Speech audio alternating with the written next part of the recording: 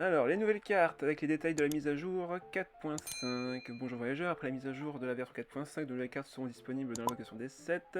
Charlotte, Neuvillette, Kirara et Mage Electro Luciole des Fatuik seront accompagnés de leurs cartes d'aptitude correspondantes, ainsi que 6 nouvelles cartes d'action et un équilibrage sur 3 cartes. Alors, on va commencer du coup avec Charlotte. C'est une catalyseur, donc elle fera 1 point de dégâts cryo comme prévu. Sa compétence, cadrage, composition, gelée, inflige 1 point de dégâts cryo et applique une silhouette instantanée à la cible. Que fait la silhouette instantanée qui a été affligée? C'est un état. Donc ça reste sur la cible elle-même. Phase finale, inflige 1 point de dégâts cryo au personnage affecté. Donc même effet que Signora avec sa compétence. Sauf que Signora, elle, si je ne me trompe pas, elle faisait 2 points de dégâts avec sa compétence. Je vais vérifier pour être sûr. Tac, tac, tac. Hop. Si je ne me trompe pas, Signora c'était 2 points de dégâts avec sa compétence pour 1 point de dégâts avec le grand froid. Ouais, c'est ça.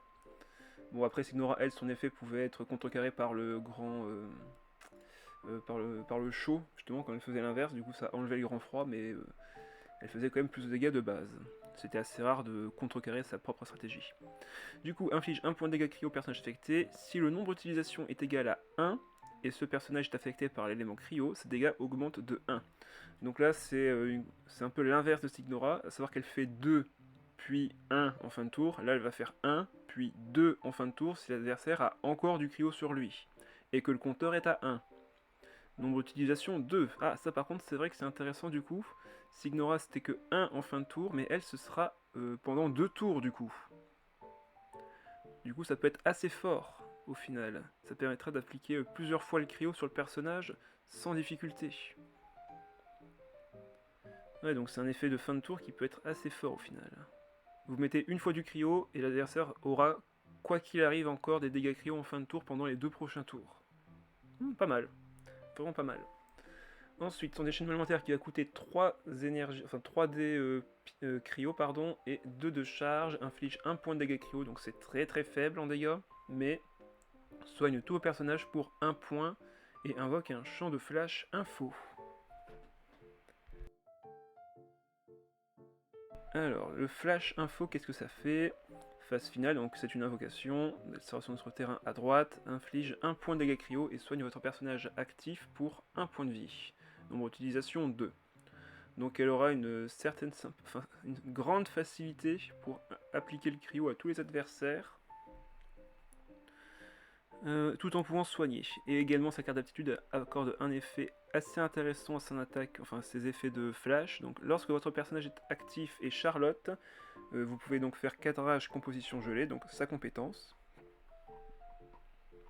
Hop. Lorsque Charlotte équipée de cette carte est sur le terrain, donc il faut qu'elle soit bien présente sur le terrain, et qu'un de vos personnages a effectué une attaque normale, soigne votre personnage actif pour 2 points si un personnage du terrain adverse est affecté par silhouette instantanée. Donc même si le personnage qui est affecté n'est pas actif, on pourra se soigner de 2 points de vie. Donc elle a quand même pas mal de facilité à soigner tout en appliquant le cryo. Et une fois seulement par manche évidemment, sinon ça serait un peu trop fort. Donc du coup, son effet est de 1 point de dégâts cryo avec sa compétence. Il refait que un seul à la fin de ce tour-ci, mais fera 2 points de dégâts de cryo à la fin du prochain tour s'il a encore du cryo sur lui. Ouais, c'est quand même assez complexe. C'est quand même assez complexe à profiter de ce bonus de dégâts, hein, parce que normalement tu auras déjà fait une dispersion ou une réaction élémentaire sur le personnage. A voir du coup. Je trouve ça plutôt pas mal. Un set qui permet de soigner, mais également de faire très facilement d'application cryo. A voir en vrai, ça va être assez complexe pour elle de se... Enfin, si j'ai le choix entre Charlotte et Signora, qui est-ce que je prends? Il y en a une qui peut se soigner elle-même et faire des dégâts pyro derrière, et il y en a une autre qui peut appliquer facilement le cryo et soigner tout le monde. Comme je sais qu'on aime plutôt faire beaucoup de dégâts, Signora sera peut-être un peu meilleure sur le papier, mais Charlotte, elle, sera intéressante dans des compositions vraiment gel ou dispersion cryo, où il faut justement appliquer facilement du cryo et se soigner. Mais si on veut du burst dégâts plutôt avec un autre personnage en fin de partie, c'est clairement pas Charlotte qu'on va choisir, hein. Ça c'est sûr et certain. Petite animation du déchaînement, ça soigne tout le monde et ça fait 1 point de dégâts. Ouais. Et ça invoque la zone. Bon, ok. Ah, le GOAT de la version, Neuvillette. Alors, catalyseur, donc coup 1 point de dégâts hydro sur son attaque normale. Compétence, eau larme, je rembourse. Drôle de traduction en vrai. Inflige 2 points de dégâts hydro et crée une goutte d'eau de source. Que fait la goutte d'eau de source? C'est un état de déploiement, donc ce sera appliqué que à Neuvillette. Lorsque Neuvillette a effectué une attaque normale, soigne le personnage pour 2 points de vie. Ok. Puis il prépare la capacité jugement équitable. Nombre d'utilisation 1 peut être cumulé à 3 cumuls maximum. Donc il peut cumuler les gouttes d'eau jusqu'à 3 fois. Son attaque normale devient du coup jugement équitable, préparé pendant un tour, donc il ne pourra pas attaquer tout de suite. Il inflige 2 points de dégâts hydro, et s'il a 6 PV ou plus, il s'inflige 1 point de dégâts de perforation et augmente les dégâts de 1.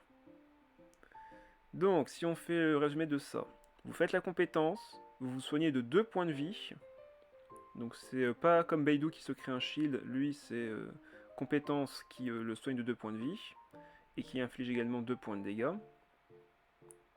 Ah non, il se soigne pas de 2 points de vie tout de suite. D'abord, il fait 2 points de dégâts avec sa compétence. Il a l'effet goutte d'eau. Donc il lance son attaque normale, pardon. Il se soigne de 2 points de vie à ce moment-là. Et quand il lance l'attaque, il va infliger 2 points de dégâts hydro. Et dans le cas où il a 6 PV ou plus, il va faire 1 point de dégâts de perforation sur lui-même. Donc il va subir 1 point de dégâts de perforation. Et augmenter les dégâts de 1 par la même occasion. Ok, bon bah ça va être compliqué à mettre en place, mais ça correspond à son gameplay de façon dans le monde ouvert. Son déchaînement, que fait-il? Donc 3 dés hydro pour 2 charges, donc c'est pas très cher. Inflige 2 points de dégâts hydro avec 1 point de dégâts de perforation à tous les personnages adverses. Donc déjà ça c'est quand même vachement fort, hein. Pour 3 dés, fait 2 points de dégâts hydro plus 2 points de dégâts de perforation, ça fait 4 points de dégâts. C'est déjà plutôt pas mal, mais en plus il bénéficie de 2 gouttes de source. Donc il pourra enchaîner 2 attaques normales. C'est clairement un personnage qui va adorer jouer avec Jet, vu que derrière, déchaînement élémentaire lancé, tu récupères les dés, et derrière tu enchaînes les hydrocanons, tout simplement. Et enfin sa carte d'aptitude, lorsque votre personnage est actif, il va pouvoir lancer stabilité de l'eau. Donc stabilité de l'eau, c'est son attaque normale. Donc il faudra qu'il lance son attaque normale. Lorsque un de vos personnages a déclenché une réaction liée à l'élément hydro, donc c'est assez spécifique quand même, augmente les dégâts infligés par Neuvillette équipée de cette carte de 1 pour les 2 prochaines... Oh, il y a une faute là, je l'avais vu tout à l'heure. Pour les 2 prochaines fois. Donc là, il faut faire une réaction liée à l'élément hydro pour augmenter les dégâts de Neuvillette pour ces 2 prochaines attaques.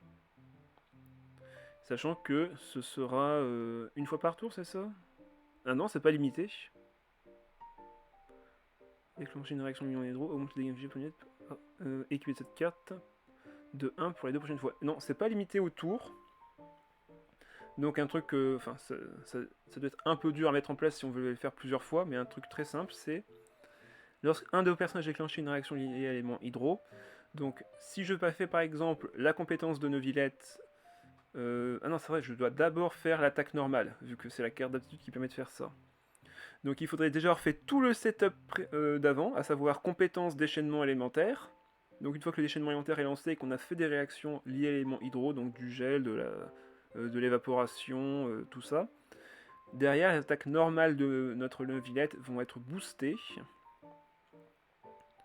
Et encore non, il faut lancer l'attaque normale en amont. Ah, c'est compliqué cette carte, on va la jouer. Parce qu'elle peut être jouée que... elle doit être jouée au début, donc une attaque normale au tout début, pour pouvoir l'équiper forcément. Parce que si vous la lancez après le déchaînement élémentaire, ben vous n'aurez pas encore fait de réaction hydro, ou du moins vous en aurez fait une, mais vous aurez le plus 1 de dégâts que après avoir fait la réaction élémentaire. Ouais, donc c'est vraiment une carte qu'il faut jouer qu'à la toute fin, hein. C'est pas une carte que vous pouvez équiper au début. Ou alors vous l'équipez au tout début quand vous faites une attaque normale, puis compétence élémentaire, mais je me vais plutôt faire une team avec Raiden avec lui, pour accéder directement à son déchaînement.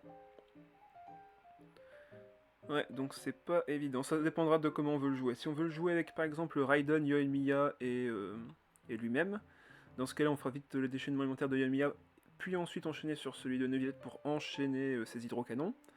Sinon, on peut le jouer dans une double hydro, et avec une Mona, une Yoimiya et une Neuvillette, pour soigner, temporiser un petit peu le temps de récupérer les cartes de jet, et ensuite faire la combinaison avec la carte d'aptitude au tout début quand on va positionner notre Neuvillette sur un timing favorable.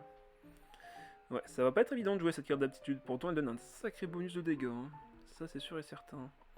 Bon, de toute façon, il sera sûrement tout le temps joué au début. Neuvillette est très apprécié de la communauté, je pense, donc ces dégâts hydro vont être vraiment excellents, surtout avec son attaque normale, et le combiner avec Yoimiya ou Beidou, ça va être forcément excellent. Ensuite, Kirara. Alors, dégâts physiques 2, forcément sur attaque normale. Coup de patte Miaou Théorite. Alors, créer un éco-colis urgent et créer un bouclier de transport sécurisé. Donc, que fait le éco-colis urgent? C'est un état de déploiement. Donc, ça ne marchera par contre que sur elle, si j'ai bien compris. Lorsque Kirara est le personnage actif, donc ça c'est important. Donc, il faut qu'elle soit active et que vous avez effectué un changement de personnage. Donc, basculement. Inflige 1 point de dégâts dendro et pioche une carte. Et que vous avez effectué un changement de personnage. Ouais, donc on peut pas faire, on doit plutôt faire de Kirara à un autre personnage, mais si on fait d'un autre personnage vers Kirara, ça marche pas. Du moins c'est ce que je comprends. Il faut qu'elle soit active et que vous effectuez un changement de personnage. Ah, j'ai comme un doute sur le texte là. Lorsque Kirara est le personnage actif et que vous avez effectué un changement de personnage, inflige 1 point de dégâts dendro et pioche une carte. Question du coup, est-ce qu'il faut que ce soit Kirara qui soit actif et qu'on bascule sur un autre, ou est-ce qu'il faut que ce soit un autre personnage et qu'on bascule sur elle pour que l'effet proc? Normalement je dirais que c'est la première, il faut que ce soit Kirara l'actif et qu'on bascule. Mais ça pourrait être l'autre cas également. Mais en tout cas, le fait que ça nous fasse déjà 1 point de dégâts dendro sur un switch et qu'on pioche une carte, c'est vraiment pas mal. Non utilisation 1 peut être cumulée à 2 fois maximum. D'accord. Donc le bouclier qu'on crée va nous permettre de tenir pendant un temps, mais on fait 0 dégâts par contre. Pour 3D dendro, faire un seul point de dégâts quand on switch, même pour piocher une carte, c'est vraiment pas top. Le bouclier est sympa, mais après quand on voit Thomas, il fait 2 points de dégâts pour 1 shield. Elle fait 1 point de dégâts pour 2 de shield. On le voit ici, accorde 2 points de bouclier à votre personnage actif. Donc en soi, c'est équilibré. Vu que généralement c'est 3 points de dégâts. Si vous retirez les 2 points de dégâts pour faire 2 points de shield, ça vous fait exactement le même nombre de dégâts à l'adversaire. A voir, parce qu'en vrai, faire un seul point de dégâts d'Endro dans des conditions où il faut switch et tout, c'est assez compliqué à utiliser. Après, la pioche de cartes pourra peut-être faire la différence. A voir, a voir. Ensuite, déchaînement élémentaire, art secret, livraison surprise. Donc, ouais, ça serait faire 2 fois sa compétence, puis déchaînement élémentaire, et ensuite commencer à switcher. Art secret, livraison surprise, 4 points de dégâts d'Endro, donc déjà c'est un très bon burst. Pour 2 charges 3D, faire 4 points de dégâts, c'est très très bon. Et créer une noix de Cater sur le terrain adverse. État de déploiement, donc le personnage qui sera actif va, lorsque le camp concerné a joué 2 cartes d'action, inflige 1 point de dégâts d'Endro au personnage actif du camp concerné, nombre d'utilisation 2. Donc l'effet de la carte par contre ne s'active que si l'adversaire joue des cartes d'action. Carte d'action c'est toutes les cartes. C'est-à-dire il joue une carte, ça fait un effet, c'est une carte d'action. Par contre du coup c'est l'adversaire qui choisit entre guillemets qui va prendre les dégâts. Après s'il est bloqué tant mieux, hein, on va pas se plaindre. Mais Kirara est encore une fois un personnage d'Endro qui peut très facilement appliquer un élément d'Endro. Hello, go jouer Kirara avec Sarah. Avec Sarah? Ah, pourquoi pas. Avec les réactions élémentaires et le bonus de dégâts. Ah non, le bonus de dégâts, ça va être compliqué vu que sa compétence ne fait pas de dégâts bonus. Sachant que Sarah, le bonus qu'elle accorde, c'est sur la compétence et le déchaînement. Du coup, on ne profite pas de dégâts supplémentaires sur la compétence. En tout cas, c'est pas indiqué que les dégâts d'Endro ici sont des dégâts de compétence. Donc, ce sera juste un état de. Enfin, un point de dégâts d'Endro supplémentaire. Il n'y a pas de bonus là-dessus. Mais une stimulation avec ça, ça peut être pas mal.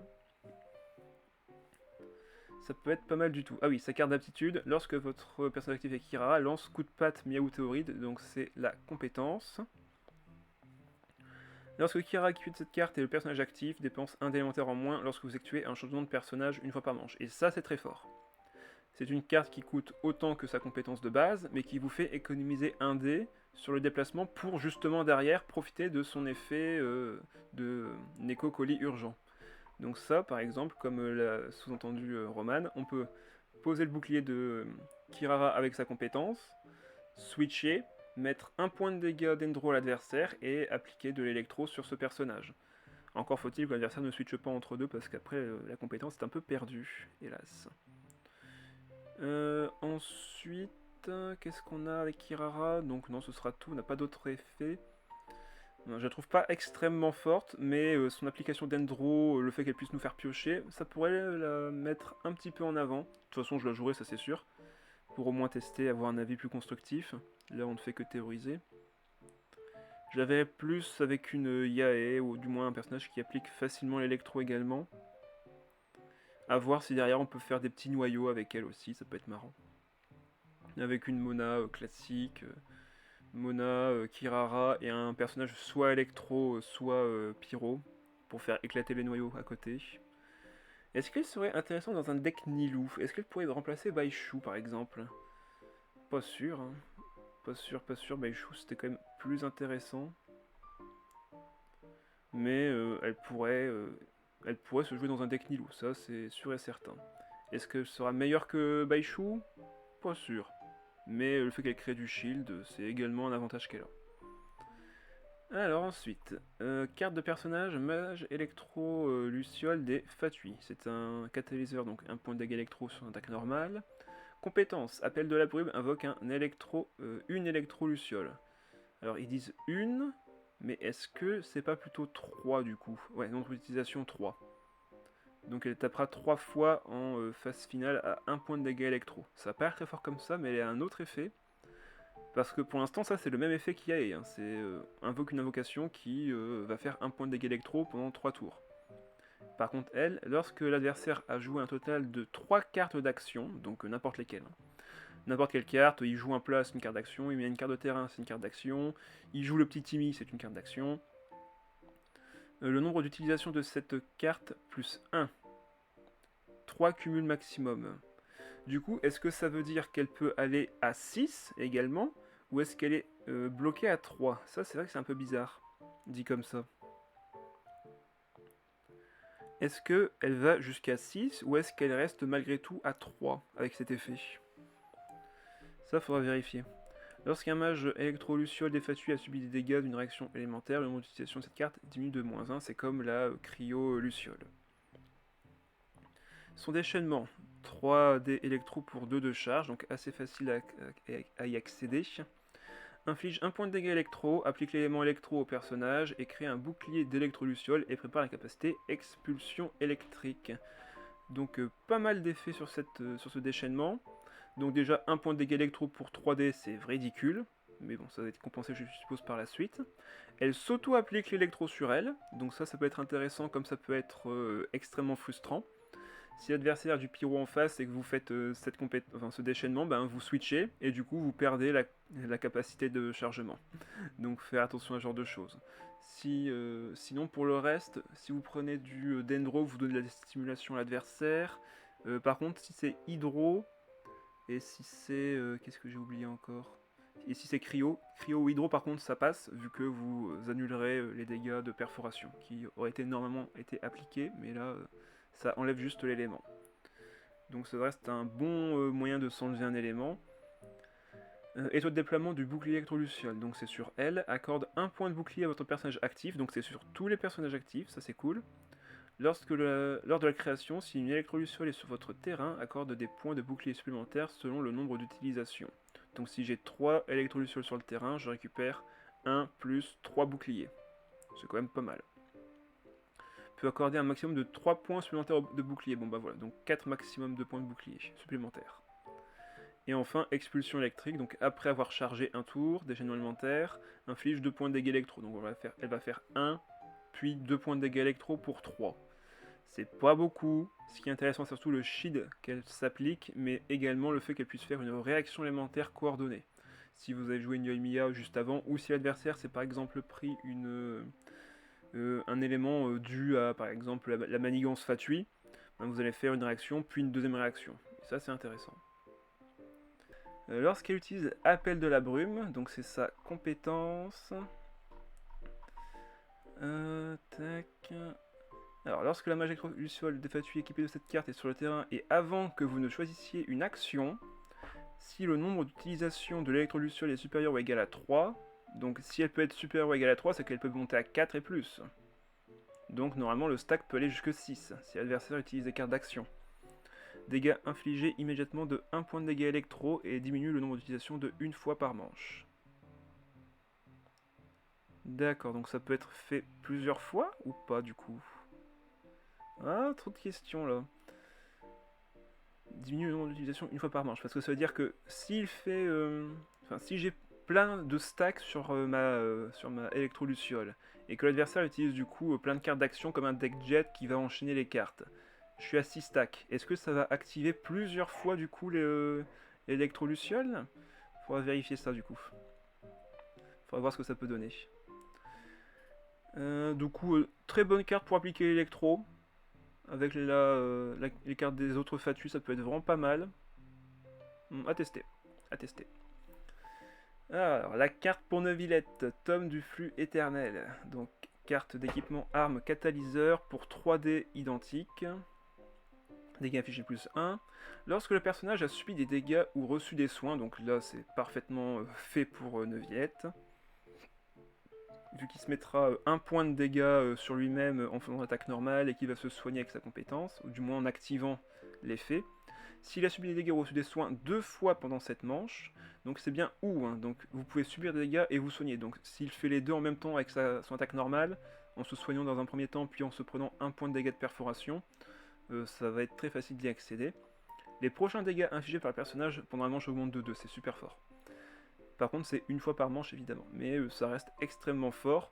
Si on devait calculer le nombre total de dégâts, ça serait donc 1 point de dégâts de base avec le bouquin, s'il est équipé. Son attaque normale qui va faire 1 point de dégâts.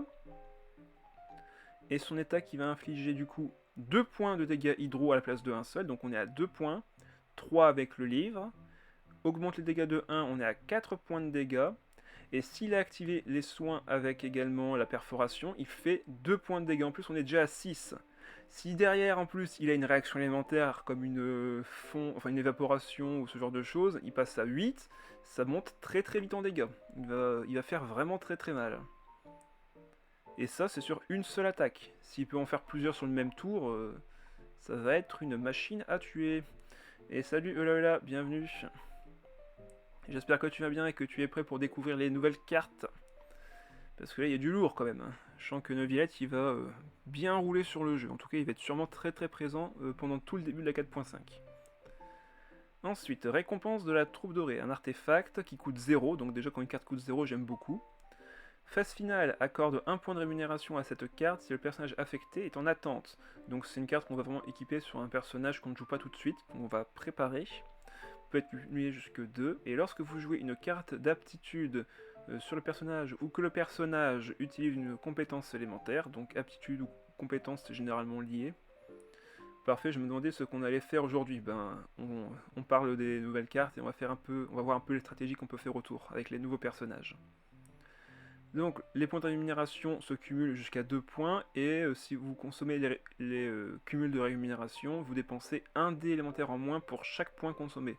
Donc même si vous n'en avez qu'un seul, vous pouvez quand même utiliser le point et vous en servir pour attaquer avec un coût amoindri. Donc toutes les cartes d'aptitude et toutes les compétences élémentaires seront diminuées grâce à cet artefact dès le tour suivant. Et ça c'est plutôt pas mal. Comme il coûte 0 en plus, c'est clairement du dé gratuit. Donc je pense que cet artefact-ci peut être joué dans littéralement tous les decks. Sans difficulté. Dans tous les decks, vous avez besoin d'utiliser votre compétence élémentaire. Dans tous les decks, un artefact qui coûte 0, c'est hyper utile. Elle coûte 0, voilà, donc elle coûte 0, donc vous la posez, et au prochain tour, vous avez un dé qui a été économisé. Et ça, c'est pas mal. Et si vous vous en servez pas, vous aurez 2 dés économisés au lieu d'un. C'est encore plutôt pas mal non plus. Une des cartes que je trouve, c'est vraiment mais n'importe quoi, mais j'adore en même temps, c'est assez amusant. Forteresse de Méropide. Alors, qu'est-ce qu'elle fait? Carte de soutien de terrain qui coûte un seul dé.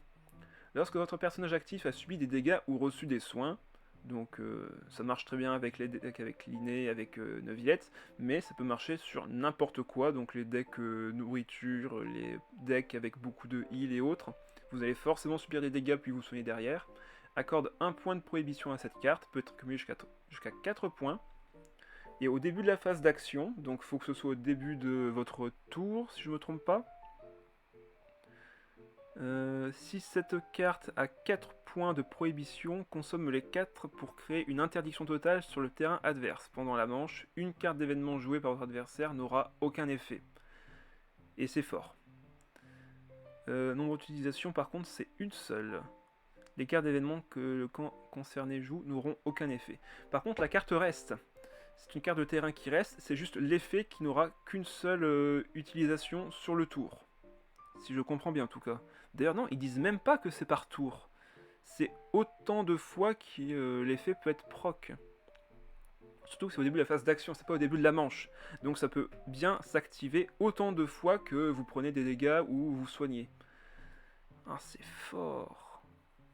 Par contre, je suppose qu'il ne peut y avoir qu'une seule interdiction par tour. Je suppose, parce qu'après ça peut être un peu trop fort. C'est-à-dire que l'adversaire ne peut plus jouer de cartes d'action. Ah non, c'est carte d'événement, pardon. Donc carte d'événement, c'est les plats, c'est le déplacement rapide, c'est les cartes d'arcane, il me semble aussi. Carte d'événement, et les cartes d'arcane aussi. Donc si ça se stack, que c'est facile à jouer, cette carte, ça va être une anti-combo, mais de fou. Complètement cheaté cette carte, complètement, tout à fait. Surtout que des dégâts subis, vous en subissez forcément chaque tour, hein, l'adversaire va forcément vous attaquer. Et si vous attaque, vous allez vous soigner, vous allez... bref, ça me paraît très très fort comme carte. Je pense que ça va être très très fun de jouer des decks fatuits, où l'adversaire, s'il agit, il perd des cartes, s'il agit pas, il perd des cartes. Ça peut être très très marrant comme deck, ça peut être très très fun, mais très frustrant pour l'adversaire. Donc j'aime beaucoup. J'aime beaucoup, ça peut contrer les cartes en plus avec Jet, ça peut contrer pas mal de choses. À surveiller cette carte, à surveiller. Je pense que ça peut être la carte fun de la version. Adjuvant de pierre de Lumen. Carte de soutien objet qui coûte 2, donc c'est un peu cher quand même, 2. Lorsque vous avez joué une carte d'action, si vous avez déjà joué 3 cartes d'action pendant cette manche, alors que cette carte était sur le terrain, donc contrairement à Silver, contrairement à Jet, là par contre il faut bien que la carte soit déjà sur le terrain. Piocher une carte et créer un dé Omni une fois par manche. C'est très très fort. C'est très très fort comme effet. Et ça a une nombre d'utilisation de 3. Donc vous payez 2 pour qu'on vous rende 3 en 3 tours. Tout en vous en piocher. Un peu complexe à jouer comme carte. Je sais pas trop si elle pourra convaincre les gens. Comme elle coûte 2, ça peut être intéressant de jouer le... Comment s'appelle-t-elle cette carte déjà? Je regarde vite fait sur le jeu. La lentille réminiscente si je me trompe pas.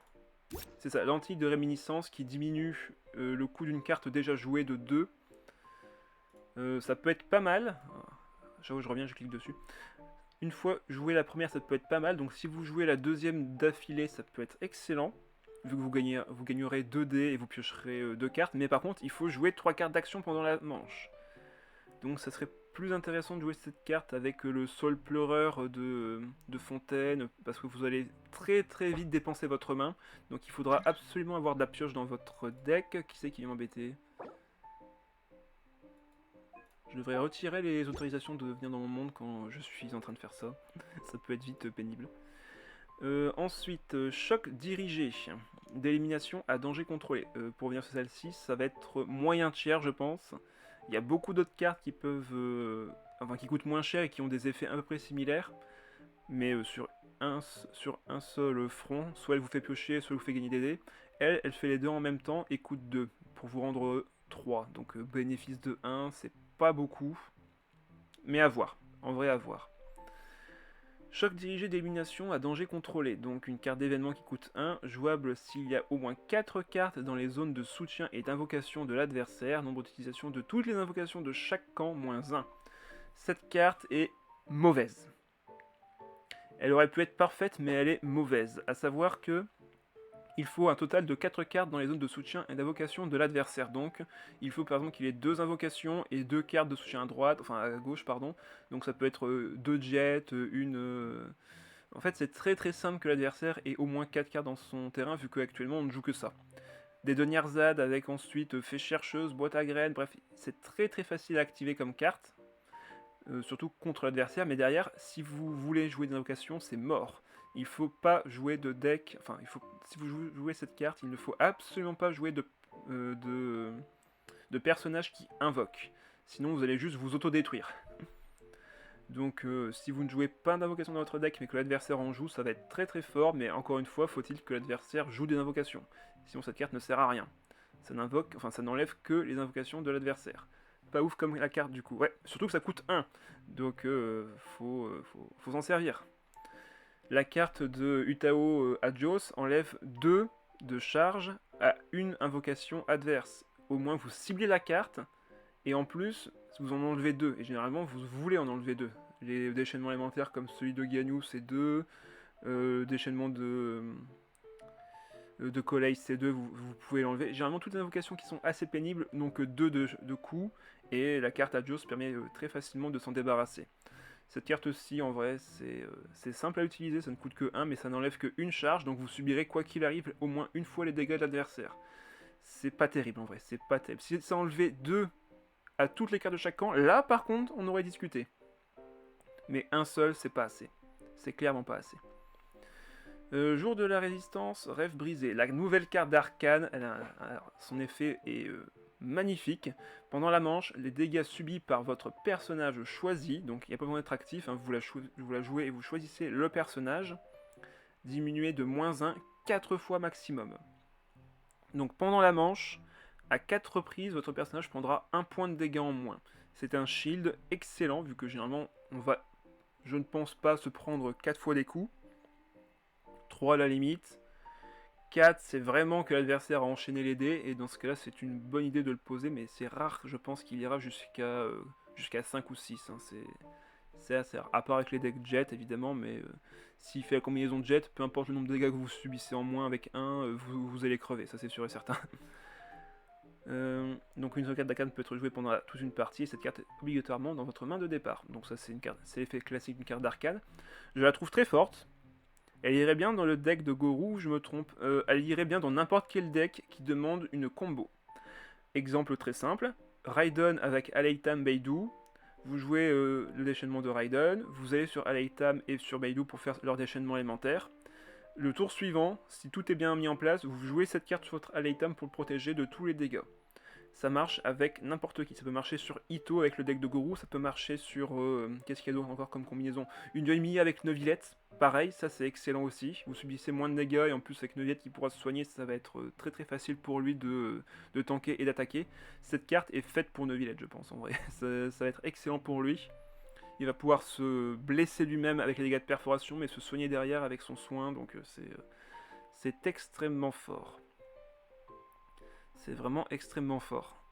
Très bonne carte. Clairement 5 sur 5 sans hésiter. Ah, les ajustements, on y revient. Donc pour ceux qui ont vu mon post que j'ai mis ce matin aux alentours de 11h, j'ai mis du coup mes avis là-dessus, donc je vais vous les redire. Rêve doré, carte d'équipement. Donc le rêve doré est la carte la plus jouée actuellement dans les decks triple élémentaires. C'est une carte excellente qui vous crée un dé omni, puis un dé de l'élément du personnage, puis un dé omni si vous avez 3 personnages d'éléments différents sur votre composition. Et le but c'est de la remonter en main pour la rejouer derrière, de diminuer son coût avec Timaeus ou Nanatsuki pour qu'elle coûte 0, du coup elle vous rend 2 dés tout de suite, c'est extrêmement fort. Mais du coup il était temps de la nerf. Et comment ils ont décidé de la nerfer, c'est très simple. Maintenant le coût passera de 3D élémentaires de n'importe quel élément à 3D élémentaires d'un élément identique. C'est pour ça que cette carte était extrêmement forte, c'est qu'avant vous pouviez l'équiper pour 3D neutres, donc 3D d'éléments quelconques. Donc quoi qu'il arrive, vous posiez cette carte, vous enlevez 3D d'éléments que vous n'avez pas utilisé, et vous récupériez un élément que vous voulez jouer, et un élément omni qui forcément va sur toutes les cartes. Donc déjà ça c'était extrêmement efficace pour juste rentabiliser vos dés élémentaires. Et que je commençais vraiment à m'habituer à cette carte d'artefact via le deck que tu m'as refilé, je suppose. Dommage qu'elle sera un peu moins OP, oui. Toujours en train de détruire nos cartes Genshik. Non, là clairement c'est pas détruire, c'est rééquilibrer. Parce que maintenant qu'on va lire la suite, Ajustement de l'effet en arrivant sur le terrain, créez un dé de l'élément du personnage affecté. Si votre équipe contient des personnages de 3 éléments différents, créez un dé omni supplémentaire. Modifié comme suit. En arrivant sur le terrain, créez un dé de l'élément du personnage affecté. Si votre équipe contient des personnages de 3 éléments différents, créez 2 dés à la place. On aura toujours les 2 dés. C'est juste que maintenant il ne sera pas omni, il sera de l'élément du personnage équipé. La carte garde le même effet. Elle est toujours pareille. Sachant que au début de partie, comme je vous l'ai dit juste avant, on pouvait l'équiper pour 3D neutres et dans ce cas-là, ça permettait de récupérer une action supplémentaire sur un personnage qui n'aurait pas pu attaquer. Maintenant, c'est soit tu as 3D Omni et tu l'équipes, enfin 3D Omni, tu as 3D de même élément et dans ce cas-là tu peux l'équiper, soit tu équipes un autre artefact qui coûte 0 ou 1, et au prochain tour, si tu as posé une Nanatsuki, ton effet sera exactement le même qu'avant. Il ne coûtera que 1, donc un dé que tu veux, un dé que tu n'utiliseras pas forcément, et tu récupères derrière 2 dés. 2 dés de l'élément du personnage, et pas des dés Omni, parce que oui, après c'était vraiment un peu trop fort ce dé Omni, donc... Mais en soi, l'effet reste le même. L'effet reste le même. Tu équipes ça sur ton... par exemple ta Yelan pour faire ta réaction élémentaire. Derrière, elle va récupérer 2 dés hydro, elle pourra faire sa compétence. Ça ne change rien. Vous piocherez encore une fois vos cartes comme avant. C'est juste que cette carte a été équilibrée. Et pour moi, c'est un très bon équilibre de cette carte qui était jusqu'à présent beaucoup trop forte. Donc là, ce changement ne change absolument pas la carte, elle reste forte, elle sera toujours jouée, j'en suis convaincu. Mais c'est juste que là maintenant, on ne pourra pas abuser de cette carte en début de partie, en rééquipant, bref, c'était juste beaucoup trop forte comme carte. Chambre de Jade, alors elle obtient un nouvel effet qui est juste magnifique. Chambre de Jade, pour rappel, elle coûte 0 et elle permet en début de tour, dans votre lancer de dés, de récupérer 2 dés de l'élément du personnage actif. Et ben, elle gagne un effet supplémentaire. Au début de la phase d'action, donc au moment où vous allez faire une attaque ou jouer vos cartes. Donc phase d'action, c'est pas début de manche, hein. C'est phase d'action, ça peut être quand vous lancez une attaque après que votre adversaire vous attaque. Défausse cette carte et créez un dé omni si vous avez moins de 4 cartes dans votre main. Moins de 4 cartes, ça veut dire 3 cartes et moins. C'est vrai que quelque part, pour cet rééquilibrage du reste doré, bah oui, bien sûr. Il fallait bien équilibrer cette carte, elle était présente partout. Quand une carte est présente partout, c'est qu'il y a un problème quelque part. Ça empêche les autres cartes d'être jouées, ce genre de choses. Alors que là, elle est bien rééquilibrée. Donc l'effet de la chambre de jade là qui a été ajouté est excellent. Pour rappel, les decks Jet, ça apprécie quand une carte se sacrifie facilement. Ben là, vous allez poser votre chambre de jade au début, enfin à la fin du tour, et début du prochain tour, si vous récupérez déjà les 2 dés quoi qu'il arrive, vu que la phase d'action n'a pas encore été commencée, là c'est juste la phase de lancer de dés, donc non seulement elle va vous rendre 2 dés de l'élément dont vous avez besoin avec le personnage actif, mais en plus derrière, elle va se défausser elle-même, donc ça vous aimez, elle va se défausser elle-même, et vous allez piocher une carte et gagner un dé omni. Franchement, c'est excellent comme effet. La condition étant d'avoir 4 cartes en moins, 4 cartes dans votre main ou moins. Non, 4 cartes moins. Je vais y arriver, promis. 3 cartes ou moins, voilà, c'est plus simple comme ça. Donc 3 cartes en main ou moins et l'effet s'active. Donc franchement, c'est excellent. Il ne reste plus sur le terrain durant toute la partie. Intéressant. Bah oui, c'est intéressant dans un deck jet où les cartes doivent se sacrifier. Une fois que la carte s'est sacrifiée, vous êtes content. Surtout qu'elle vous fait piocher. Donc cette carte aura une double utilité. Soit vous la jouez dans un deck jet, et dans ce cas-là, vous êtes très content quand elle se sacrifie elle-même et vous fait piocher tout en récupérant un dé. C'est hyper fort, cette carte coûte 0 pour rappel. Elle coûte 0, elle vous rend un dé pour piocher une carte. C'est du bénéfice à ne plus quoi savoir en faire. Donc franchement, excellent effet. Mais en plus derrière, si vous avez beaucoup de cartes en main et que vous jouez surtout avec vos attaques et vos aptitudes, ben derrière, vous la posez et généralement vous avez 4 cartes et plus dans votre main et la carte reste aussi longtemps qu'il le faut. Mais si vous manquez de cartes et que vous avez besoin de piocher, cette carte se sacrifie elle-même et elle vous rend un dé omni. Franchement, c'est hyper rentable. Cette carte devient vraiment broken. C'est vraiment génial. Donc très bon changement. Bibliothèque de l'ordre de Favonius, carte de soutien, donc la bibliothèque qui coûte 1 à la base et qui vous permet de relancer vos dés en début de partie, enfin en début de chaque manche. Le coût des dés élémentaires nécessaires passe de 1 à 0, et ça, allez hop. Maintenant, vous n'avez plus aucune excuse pour jouer cette carte qui coûte maintenant 0. Ça veut dire que pendant toute la partie, vous pouvez relancer vos dés 3 fois en début de tour. C'est juste excellent. Elle coûte 0, donc déjà c'est parfait, donc n'importe qui peut la jouer dans son deck pour relancer les dés. Ça veut dire que maintenant, tout le monde a accès à une carte gratuite qui permet de relancer ses dés une fois supplémentaire en début de tour. Et ça, franchement, c'est excellent. Par contre, j'ai hâte d'avoir tous les rageux comme moi qui ont pas de chance sur leur lancer, qui vont vouloir par exemple 4 dés cryo pour leur Layla, qui vont lancer les dés 3 fois d'affilée et qui vont rien avoir. Ça va être parfait. Franchement, ça va être excellent. On va pouvoir bien rager. Et on se dira, mais pourquoi est-ce qu'on joue cette carte? C'est de la merde. Par contre, pour rappel, il y avait une autre carte qui permettait de relancer les dés qui s'appelle Lancer en l'air, qui permet de relancer 2 fois les dés, qui coûte également 0 et qui maintenant devient, je pense, totalement désuète. Elle permet de lancer certes 2 fois les dés sur le même timing, mais elle coûte 0 et elle n'a pas d'effet supplémentaire. Donc il y a des chances qu'à la prochaine mise à jour, cette carte soit également modifiée pour contrebalancer l'effet justement de la bibliothèque de Lord of Favonius. A voir. À voir. Bon voilà, on a fait le tour de toutes les cartes. Bon ben on va faire vite fait un petit pronostic sur les decks qu'on pourra jouer avec chaque personnage. Charlotte, elle pourrait être présente en tant que heal support dans des decks vraiment réaction élémentaire, donc pas avec le Dendro malheureusement. Donc peut-être des decks de dispersion, si ça se trouve ça peut être pas mal. On a besoin par exemple d'un applicateur cryo. Je sais pas si elle pourra remplacer Shen E, mais en tout cas elle pourra très facilement appliquer le cryo à l'adversaire, et dans un deck double anémo ça peut être pas mal. Non seulement on aura accès aux soins avec elle, mais en plus elle appliquera plein de fois le cryo grâce à son effet de fin de tour, bref, son effet est vraiment très très fort pour appliquer le cryo, et donc sur un deck double dispersion ça peut être pas mal. Un deck triple élémentaire ça peut être pas mal aussi, donc avec du pyro et l'électro, vu que le dendro ne marchera pas avec le cryo. Donc un deck triple élémentaire de Charlotte, vu que son effet marche également avec l'attaque normale, pourquoi pas un truc du genre pyro, cryo et électro, donc avec un Thomas. Et ensuite vous mettez un électro, vous mettez peut-être un hydro aussi, ça peut être pas mal. Cryo, pyro, hydro, comme ça vous avez du gel, de l'évaporation, ça peut être vraiment pas mal en vrai comme deck triple élémentaire, à voir. Mais ça peut être intéressant avec Thomas qui va pouvoir à la fois générer du shield et elle soigner. Ouais, ça peut être vraiment pas mal. Peut-être un deck Neuvillette avec justement ça, hein, Charlotte, Neuvillette et Thomas pour les attaques normales, ça peut être sympa. Je garde ça dans un coin de ma tête. Neuvillette, donc on vient d'en parler à l'instant. Donc lui il pourrait être joué dans un deck Raiden pour récupérer directement son déchaînement élémentaire. Il pourrait être joué avec double électro. Il peut être joué, bref, Neuvillette il va pouvoir jouer dans tellement de decks vu que l'hydro est très versatile. Hein, c'est un des éléments qui est le plus facile à utiliser vu que vous pouvez faire du gel. Le gel c'est très très fort en ce moment. Vous pouvez faire de l'électrocution. Alors l'électrocution c'est un peu moins fort en ce moment.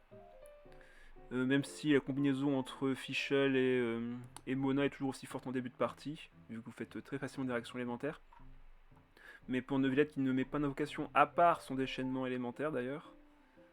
D'accord, il fait une invocation? Non, c'est juste un état de déploiement, donc il fait pas d'invocation. Donc ouais, ce sera peut-être pas trop intéressant sur des decks, enfin sur des compétences de grade de PV. Vous grattez le PV adverse grâce aux invocations en fin de tour et autres. Lui, il pourra pas le faire, donc lui il veut un vrai gros burst. Donc ouais, récupérer son arme, ce sera une priorité absolue, donc on devra le jouer dans des decks avec Wagner pour récupérer son arme. Ouais, donc ce genre de choses. Donc ouais, du pyro, ce sera forcément excellent avec Yoimiya. Il sera très fort dans les decks Raiden. Ouais, donc Neuvillette sera vraiment efficace partout. Je pense que c'est très facile pour lui de s'implanter dans la méta. Donc il sera très clairement au-dessus des autres.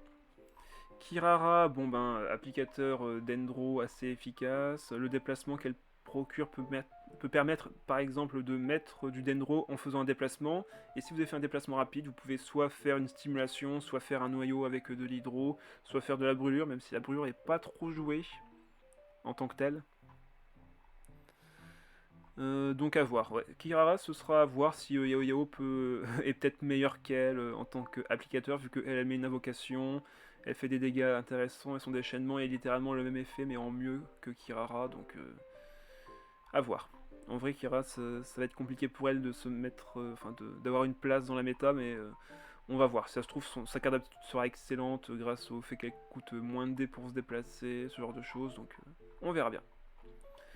Mage électro, Luciole des Fatui, bon ben elle ce sera forcément des decks double Fatui, on peut mettre le pyro, on peut mettre la mage hydro. En vrai, tous les personnages Fatui iront bien avec elle.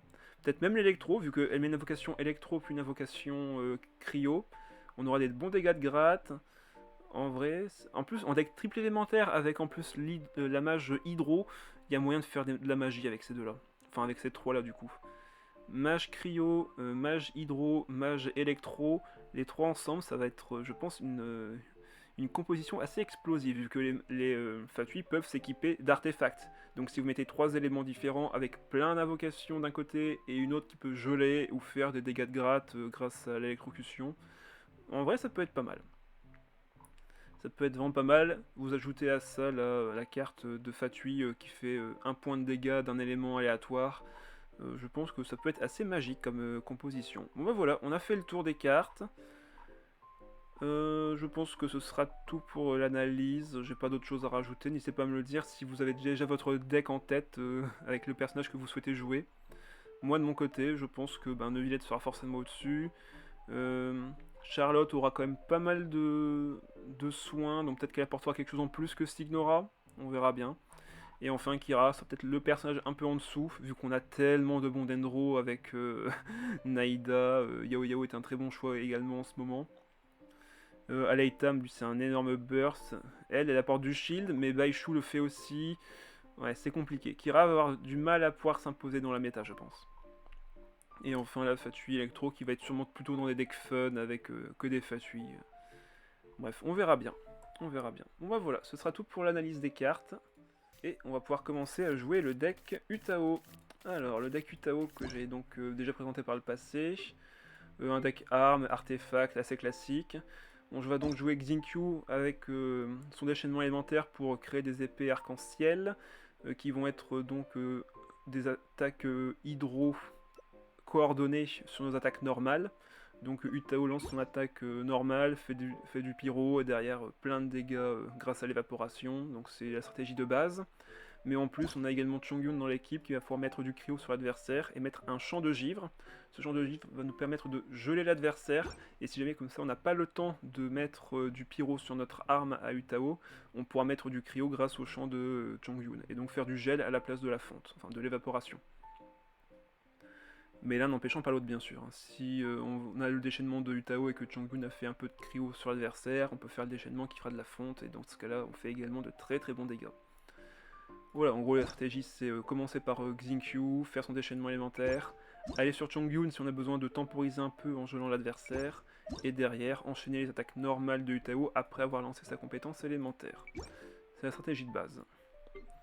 Dans le deck, nous aurons donc la lance des milites. Donc pourquoi est-ce qu'on joue Chongyun et Xingqiu et Utao? C'est parce que ce sont tous des personnages de l'IUE. Du coup, la carte lance des milites va nous accorder 3 points de bouclier, vu qu'on aura 3 personnages de l'IUE dans la team. Ensuite, boucle du parieur, c'est du classique. Rêve doré qui est pour l'instant encore à 3D neutre, donc n'hésitez pas à le jouer, hein, tant que c'est encore possible. Lueur de Vurakasha qui va permettre de se soigner en piochant une carte également.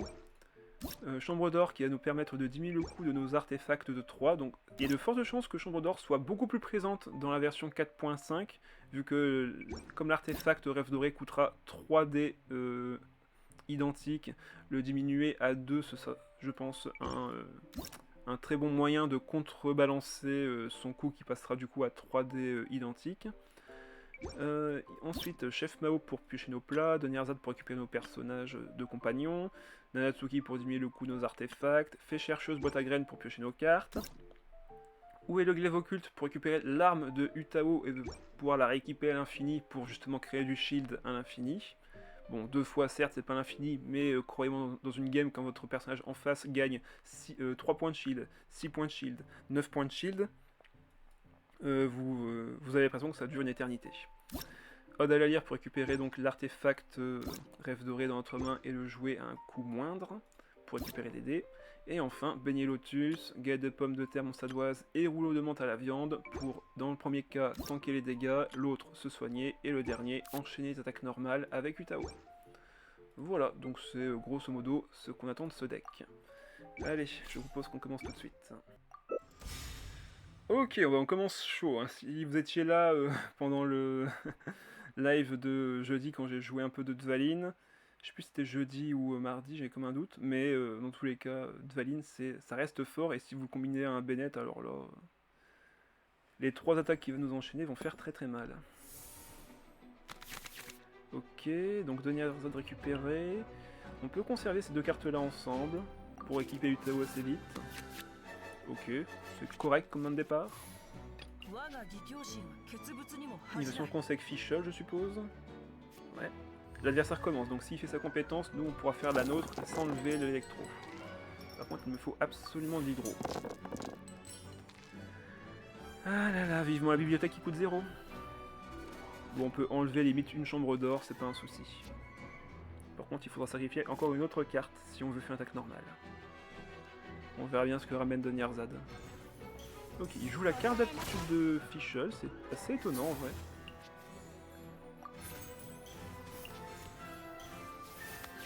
Ok, Donyarzad numéro 2 récupéré.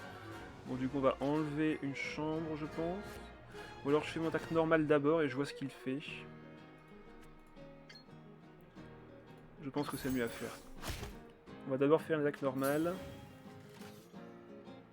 Après, il va peut-être aller sur Bennett, je suppose. Ouais, il va sur Bennett pour charger son ulti. Ah, déplacement rapide. Bon, bah, il me fait une surcharge. Tant pis. Ça, je peux pas le prévoir à l'avance. Et dans tous les cas, j'aurais reçu une surcharge en fin de tour aussi. Je peux aller encore sur Xingqiu. Par contre, si je le fais, il va prendre de l'électro. Et lui, Bennett, bah, il va se faire plaisir avec son déchaînement élémentaire. Ah là là, il m'agace déjà ce mec en face. Donc là, Xingqiu est un peu presque mort. Ouais, bon bah on va juste poser Donyarzad numéro 2. Faire une attaque normale et on va temporiser. On va temporiser pour le prochain tour. L'adversaire qui fait une très très bonne sortie pour l'instant par rapport à nous. Donc heureusement on a encore du soin dans le deck. Avec le chef par contre ça va être excellent pour récupérer tous nos plats tout de suite. Parfait. Alors, on va regarder le cryo. On pourra peut-être comme ça geler l'adversaire. Ok, on a un tour plutôt correct.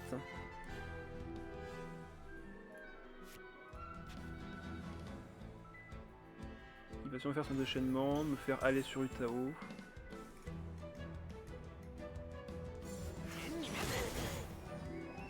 Ah, ok, il a pas fait son déchaînement élémentaire. Épée du faucon. Et du coup, il a que 2D. Bah, je vais sur Xingqiu 100%. Natsuki récupéré. On peut la poser, un Donyarzad ne servira plus après. Avec 2D, il ne peut rien faire, sauf s'il a l'artefact en main. Ouais, dans le doute, là, vu qu'il m'a déjà surpris une fois, je vais poser un plat sur Xingqiu, récupérer d'autres plats, ainsi que des dés. Et de ce fait, on va aller sur lui.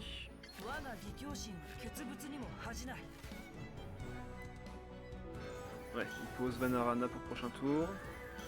Ok, c'est un peu bête de poser dans ce sens-ci, vu que maintenant Liliophian ne récupérera plus les dés, vu que c'est Vanarana qui récupérera en premier. Donc c'est un peu dommage de la part de l'adversaire. Attaque normale déchaînement. Attaque normale déchaînement. Allez. On récupère de la vie, forcément. On va poser ça à la place de Donyarzad. Comme ça on peut équiper Utao. Et on va enlever le deuxième pour faire le déchaînement élémentaire.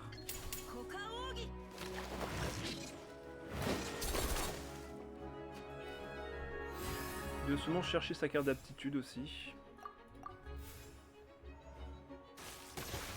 Petit dégâts d'électrocution, certes, mais c'est un bien pour un mal. Ou un mal pour un bien, je ne sais plus. Donc maintenant le but c'est d'aller sur Chongyun et préparer du gel sur son Dvalin. Pour pas qu'il fasse trop de dégâts. Encore de la galette.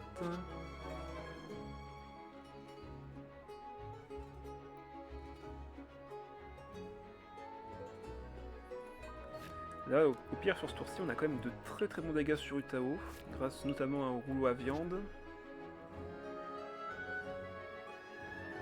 Donc en vrai, là, il ne met pas énormément de pression. Et il fait encore sa compétence. Je pense que là, c'est le timing en vrai pour Utao. On va pouvoir faire un max de dégâts sur son Bennett. Allez, go. Compétence. On va mettre le rouleau à viande sur Utao, récupérer 2 dés, équiper l'artefact, et on va faire d'énormes dégâts.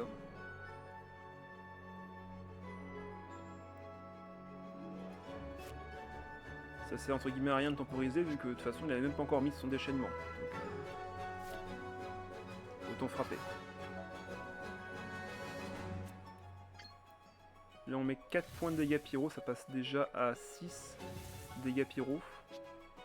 Ouais, comme il se soigne pas, bah Bennett va tomber au combat. Mais du coup il peut aller sur Fischl et me faire une surcharge. Bon, dans tous les cas en vrai, là il faut juste taper. Hop. Voilà, on met 6. On met 7 grâce aux épées. On regagne 2 dés. Donc là on sera toujours à 6 dés. Et quoi qu'il arrive, là on prendra un kill, encore une fois. Donc là il va faire sa compétence. S'il peut. Non, attaque normale, c'est encore mieux. Allez hop. 7 points de dégâts. Et là ce qui est bien c'est qu'on va pouvoir encore frapper une fois, mettre de l'hydro sur Dvalin et faire un déchaînement qui va sûrement le prendre, enfin de prendre le kill. Les 4 points de dégâts, les épées sur son Dvalin. Et là le déchaînement qui va faire 9 points de dégâts pile. Parfait.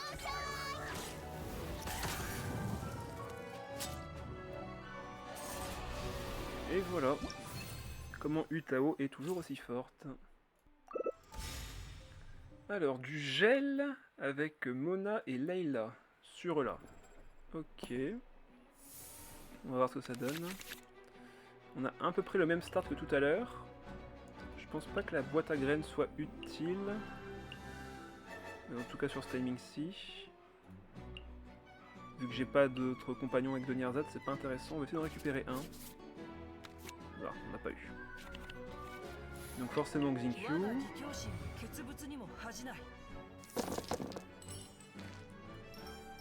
Je déteste le gel. Ah bah c'est une composition assez compliquée à contrecarrer. Ouais, le fait d'être bloqué, bien sûr. J'avais bien compris. On va poser du coup l'artefact sur Xingqiu. On va faire une attaque normale.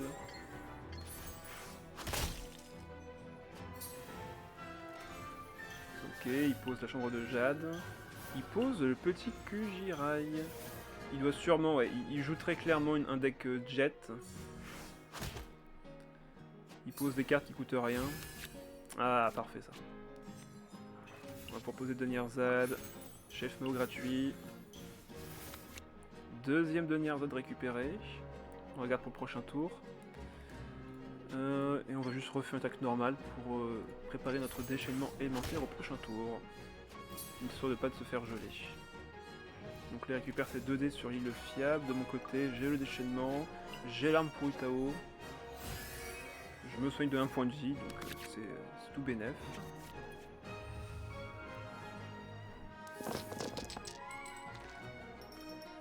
Je pense qu'on peut aller sur Utao après. Ouais, il faudrait un peu plus de dépiro par contre. Ok, on récupère un dé omni en plus au prochain tour. Donc là on fait le déchaînement, on va sûrement se faire geler, mais bon, tant pis. Hein. Ok, deuxième arme récupérée. J'en ai pas besoin de 2, je pense que je peux sacrifier la première. On se gèle, soit. Mais là du coup, Xingqiu est prêt. Du moins il a fait son taf. On peut aller sur Chongyun sur ce timing-ci, je pense.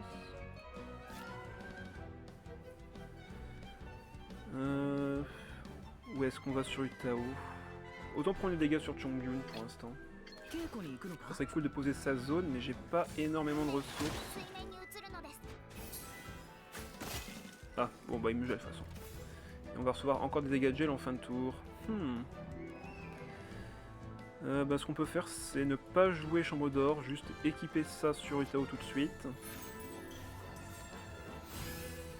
Et mettre un peu de soin sur Chongyun pour qu'il survive encore un peu. Comme ça on pioche un plat. Ok, j'ai encore un dé vacant. Dernière ZAD est gratuite. Bon bah on va le poser. Hein. Et faire fin de manche. On n'a pas d'utilité à jouer ça pour l'instant.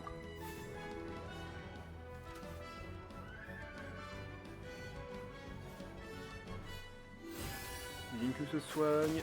Chongyun tank les dégâts. Il est à 6 PV, c'est amplement suffisant. Ok, parfait ça. On récupère le rêve doré.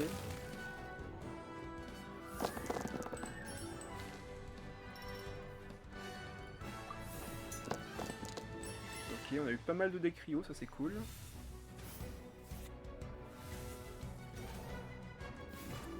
On va poser notre compétence. Et on va essayer de finir la game au prochain tour. Ah, qu'est-ce qu'il va équiper? Ouais, il pose une autre chambre de jade. Alors, il oppose Ténacité des Milites sur Mona. Ok. Mais du coup, là, je peux geler sa Mona. Si je le souhaite, en tout cas.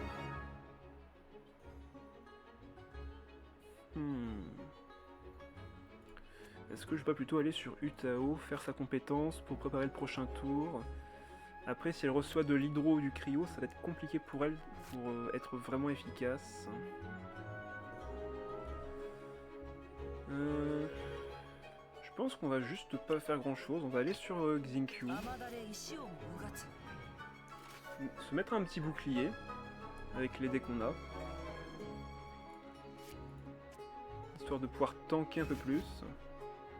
Compétence. Ah, il diminue son coût de 1. Ah non, il augmente les dégâts de 1, pardon. Moi je pioche comme ça, ok, parfait. Ah, là, sa prochaine attaque sera coordonnée cryo. Ok, faut faire attention à ce genre de choses alors.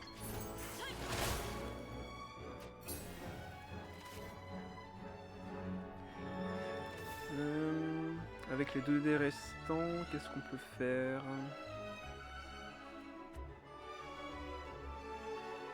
En vrai, là, je pourrais aller sur Utao pour tanker les dégâts. Dans tous les cas, on pourra remonter l'arme, c'est pas un souci. Sachant qu'il n'a pas fait sa compétence avec eux là, donc... Ouais, on peut poser ça. J'aurais peut-être pu équiper le rêve doré avant, mais je pense qu'on tiendra sans problème là-dessus. Allez. On va voir ce qu'il va faire. Parce que maintenant, je peux geler tout le monde avec Utao. Là, j'ai pas d'éléments sur moi. Et j'ai toujours le shield de Xingqiu. Et en plus, on a récupéré l'artefact qu'on voulait. Donc il y a moyen qu'on gagne ce tour-ci.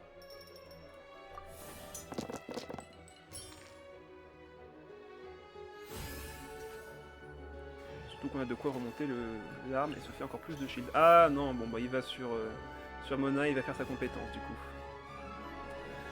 Ah là là. Ouais, du coup il me gèle. Hélas. On va retourner sur Xingqiu vu que c'est lui qui a l'artefact. Comme ça c'est lui qui se fait geler, c'est pas trop grave. Ok, il joue le bot. Pour ceux qui savent pas ce que c'est, chaque fois qu'il reçoit des dégâts ou des soins, il gagne un cumul, et à un moment, ben, quand il aura 2 cumuls, il pourra équiper un artefact qui coûte 2 par exemple. Ok, ça me va. On a encore l'artefact ici. Et là, Chongyun a quartier libre en quelque sorte. Bon,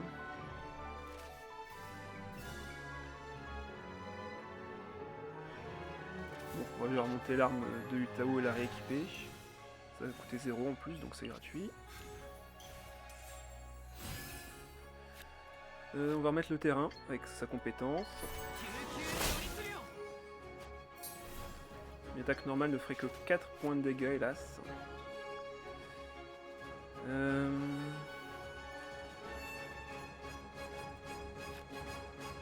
Pas évident, en vrai, ce timing-ci.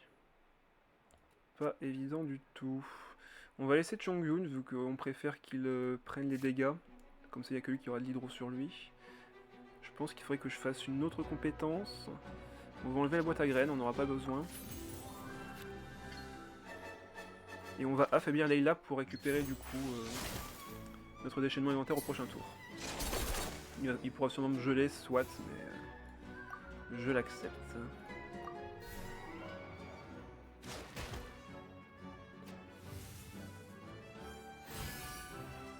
Link se soigne.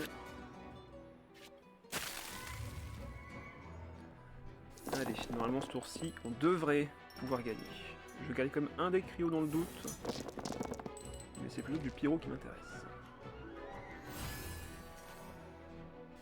Alors, sur qui est-ce qu'il va aller? Là, il a plus de stack sur son voile, donc il peut pas me geler. Sauf s'il va sur là.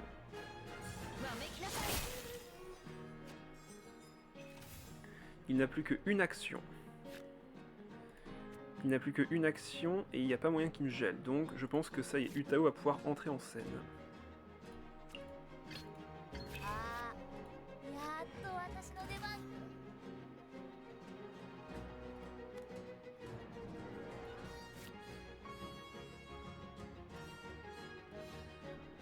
On va voir ça. Est-ce que Utao peut le faire? Ok, il sacrifie des cartes, il fait son déchaînement.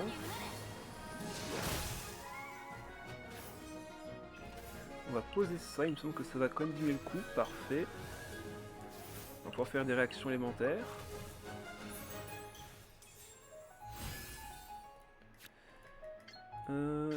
Est-ce qu'il vaut mieux passer en pyro sur ce timing-ci? Si je le fais, dans tous les cas, je pourrais faire mes 3 attaques grâce au plat et au fait que Chef Mo me rende un dé. Donc ouais, je pense que là je peux faire ma compétence. Et faire des dégâts plutôt pyro.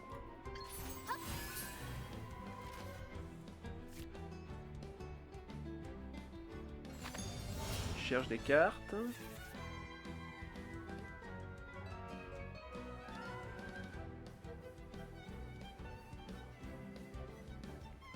Sachant que j'ai toujours la boîte à graines qui permettra d'équiper gratuitement les boucles d'oreilles du parieur. Donc ça c'est bien aussi.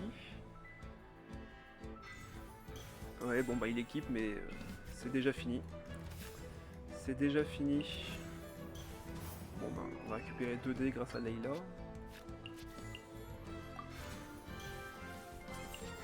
Hop, et avec ça, le chef nous rend un dé. Et je pense que c'est win. On récupère 2 dés. Ça gèle Samona. Comme elle est sous le gel, je fais toujours 2 points de dégâts pyro en plus. Donc là, j'ai les 7 points de dégâts pour vaincre Mona.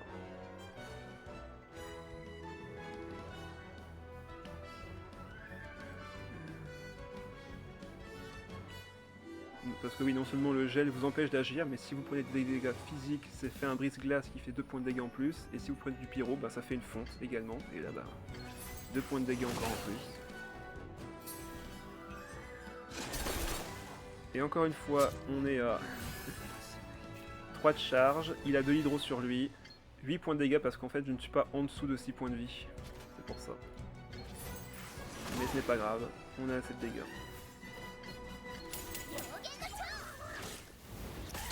Allez, encore une victoire.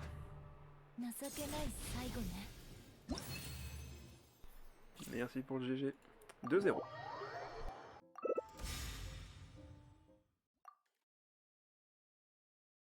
Alors, de la Raiden avec Yoimiya. Et j'ai déjà oublié l'autre. On va essayer de toucher de Nierzad plutôt. Ok, on a récupéré l'arme, on a de la pioche. Ah ouais, eux là, Yoimiya. Bon bah, on verra bien.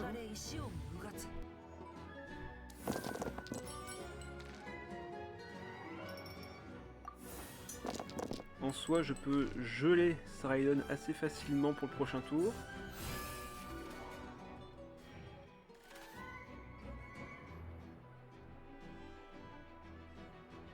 Enfin, sauf que comme c'est lui qui commence, j'ai pas l'initiative. Ok, il met sa compétence. Nous, on va poser l'artefact sur Xingqiu, faire notre attaque normale. Et ensuite, qu'est-ce qu'il va faire? Il pose Paimon. Ok. Bah du coup, on va faire le plan B, c'est-à-dire qu'on va faire la compétence de Xingqiu et aller sur Chongyun pour la fin de tour. Du coup, j'aurais peut-être dû équiper l'artefact plutôt sur lui.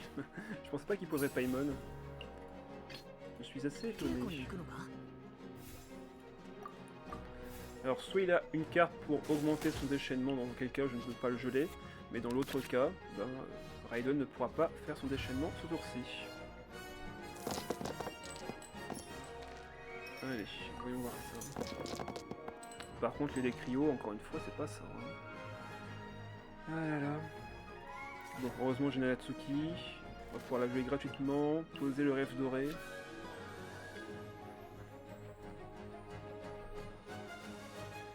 Alors, qu'est-ce qu'il va faire du coup? Vu qu'il réfléchit, je pense qu'il n'a pas de carte pour charger son déchaînement. Et dans ce cas-là, il a misplay. Ouais, il va sur là. Il va sur là, donc on va faire la compétence. Pour cela, il faut que je pose ceci. Et on va le mettre sur Chongyun dans ce cas. Compétence. Là, il va me faire un peu de dégâts. Ah, un peu plus de dégâts que ce que je pensais. Ouais, là on est à 6, donc il a le kill sur Chongyun dès maintenant. Il a déjà le kill sur Chongyun, mais en vrai, on peut juste mettre le plat. Mais derrière, hélas, il me restera que quelques dés. Et j'aimerais quand même avoir des dés pour lancer le déchaînement de Xingqiu dans le cas suivant. On voit Chongyun, tu vas devoir nous quitter. Ou autre possibilité, je vais sur Xingqiu, je lui mets le plat et je mets l'arme sur Utao. Ouais, ça on peut le faire aussi.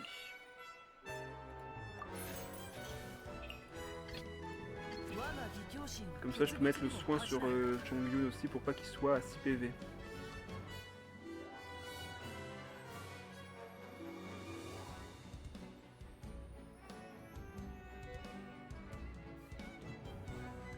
Vas-y, frappe, je sais que tu meurs d'envie. Ouais, on a perdu beaucoup d'HP. Allez, hop, on soigne les autres. Une fois le déchaînement prêt, de toute façon, on a toutes nos chances.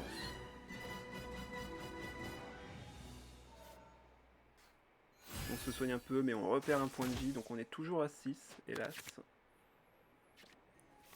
Ok, boîte à graines qui va nous permettre de poser la fée chercheuse. On a un remontoir pour l'arme de Utao, donc on pourra encore tanker des dégâts.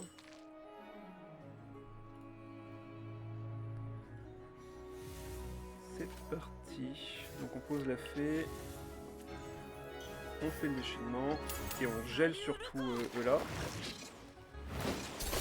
Donc il pourra rien faire avec elle ce tour-ci.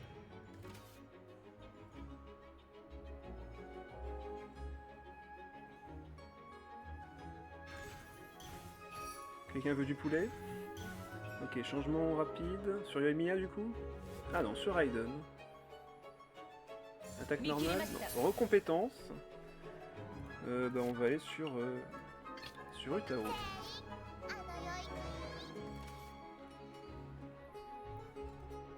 Ouais, déchaînement élémentaire. Avec sa carte d'aptitude. Ça pique un peu.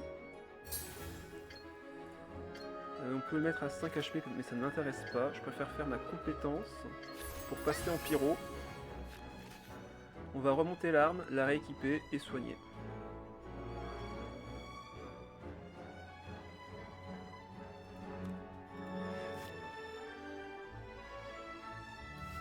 il va sur Yoimiya pour préparer une attaque pyro prochain tour.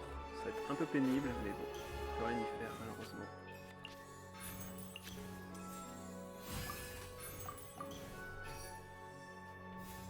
Comme la compétence de Yoimiya coûte que 1 des pyros, bon bah là normalement il va... Ah non, il le fait pas. Ah, c'est bête, en vrai il aurait dû le faire. Hein. On a le plat pour Utao. Elle est déjà sous infusion pyro, donc il est juste à frapper maintenant. Il est juste à frapper, piocher 3 cartes avec la fée chercheuse, et peut-être récupérer artefact pour les kills. Donc on met 7.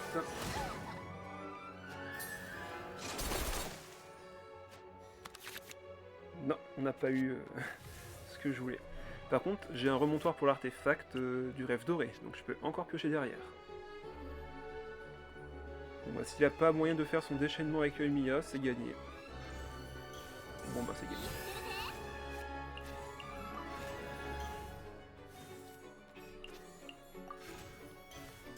C'est gagné et de loin.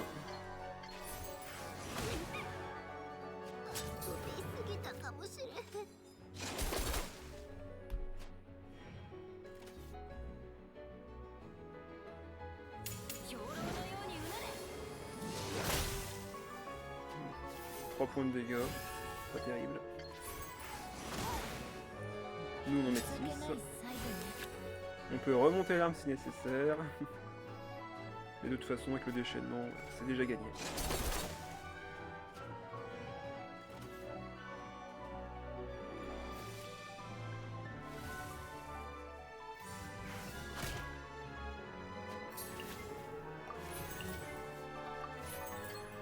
Allez, 9 points.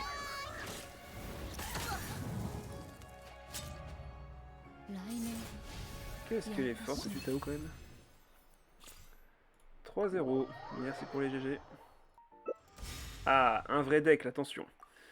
Raiden, Xiangling, Naida. Ça, c'est un deck très joué en tournoi parce que ben, c'est clairement les personnages qui font le plus mal avec leur déchaînement élémentaire et qui profitent extrêmement bien de l'effet de Raiden. Donc là, ça va être un duel au sommet. Encore faut-il que l'adversaire fasse les bons plays. Bonne chance, merci. Ok, déjà on a un bon start. Je pense que je peux garder l'arme en vrai. Vu qu'on a de quoi piocher à côté. Ok, j'aime assez bien cette main.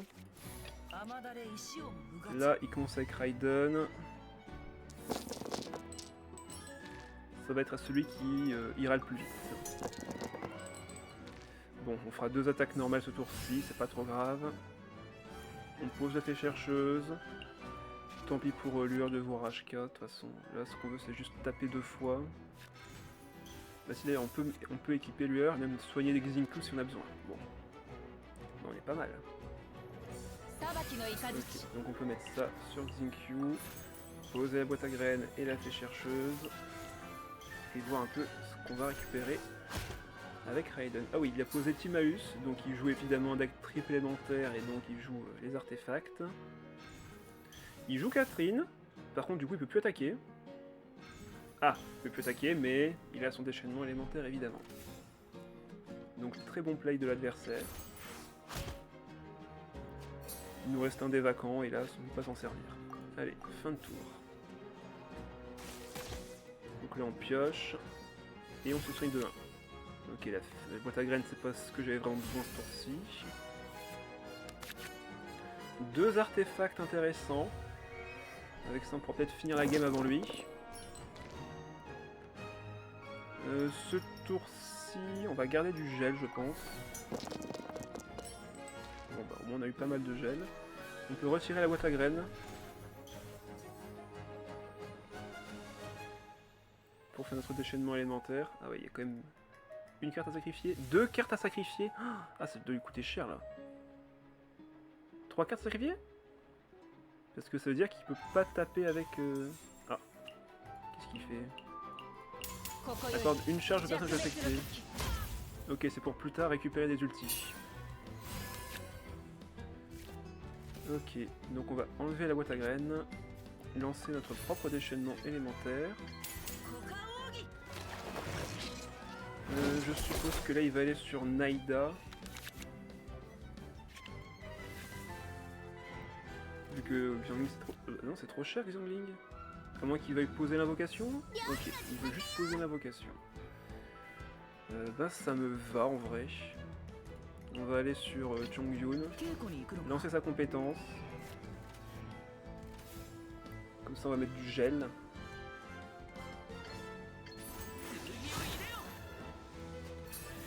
On peut de toute façon téléphoner qu'on va équiper ça à Utao.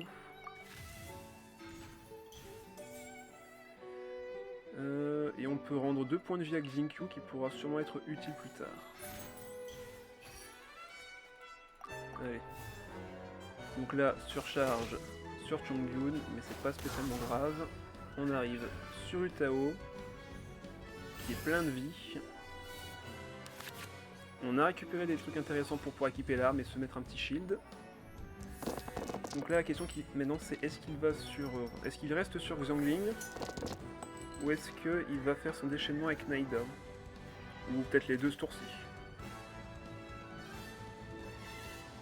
Parce que nous, en vrai, là, on a un tour assez violent.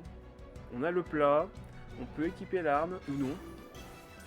Ok, il met son artefact. Ah ouais, par contre, ça va faire très très mal s'il tape avec Naïda maintenant. Ça va faire extrêmement mal. Hop, avec ça on peut tenir. Naïda par contre va nous faire 4 plus 1, 5, 6 avec la réaction élémentaire, et 8 avec son... ça fait mal. Hein. Bon, on va protéger Utao jusqu'au bout ce tour-ci je pense. Compétence. On va vouloir faire du pyro. Ouais, il va sur Naïda avec son déplacement rapide. Il va même mettre de la brûlure du coup. Oh là là, qu'est-ce qui fait mal. Ouais.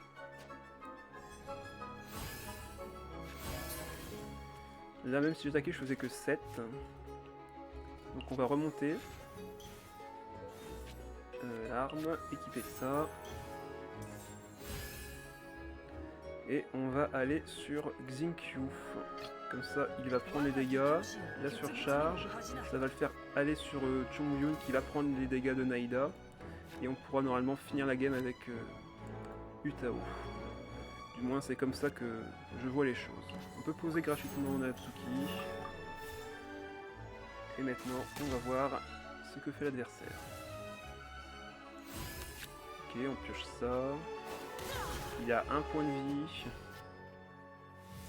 Donc à portée de kill des graines de Naïda, si elle fait une attaque chargée à 5. Ah non, c'est vrai, je me soigne d'un point de vie, donc tout va bien. Ok, on a l'artefact également pour l'aider. Bon, je pense que Chongyun va mourir dans de grosses souffrances. Après, c'est que sa Raiden a déjà son ult. Elle a récupéré le déchaînement grâce à son emblème. Donc là, Utao peut pas forcément gagner.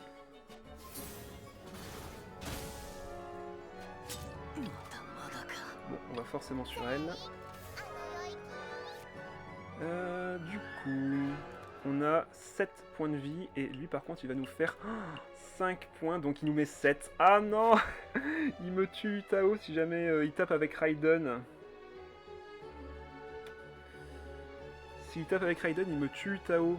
J'aurais peut-être dû aller sur Xingqiu du coup. Aïe aïe aïe. Par contre il lui faut 4 dés électro.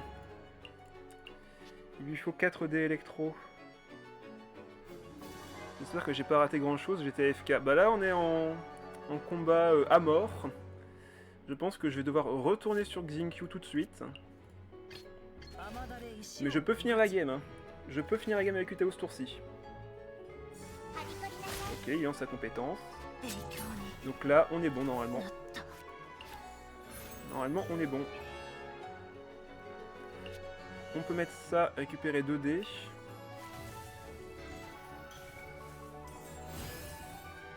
Attaquer une première fois pour piocher des cartes.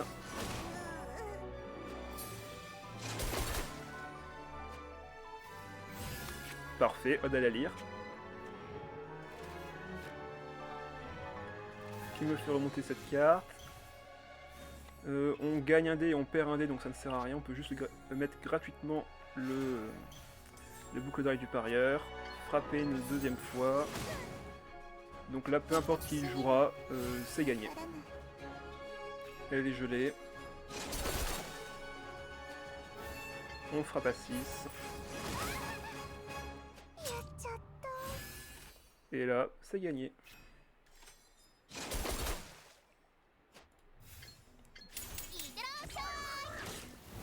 Bon ben... Toujours God Chair Utao.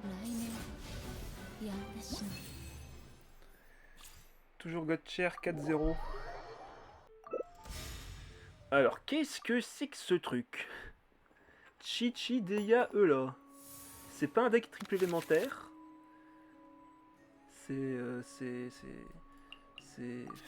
J'aimerais dire que c'est de la merde, mais ça serait de la mauvaise foi parce que j'aime affronter des decks originaux. Donc on va bien voir ce que ça donne. Ça se trouve, je vais me faire rouler dessus. Mais j'en doute un peu. Qu'est-ce que c'est que ce truc? Alors encore Deya Eula, je peux comprendre, mais Deya Chi-Chi, c'est quoi l'intérêt? Bon, on va le découvrir tout de suite.